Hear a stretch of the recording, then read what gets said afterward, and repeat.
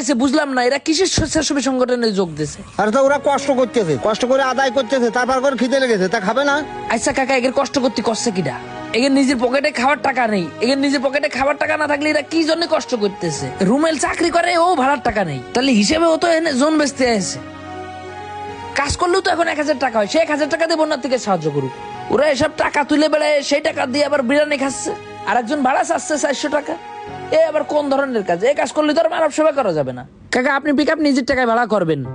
আর এই তোরা সাহায্য করতে যায়, যারা যারা খাবি খরচ করবি, নিজের টাকায় খরচ করবি। মানলি তালি সাহায্য করতে যাবি, না হলে যাওয়ার দরকার নেই। আপনি রাজি আছেন? কি করে রাজি থাকি? 15,000 টাকা আমি কোনে পাবো?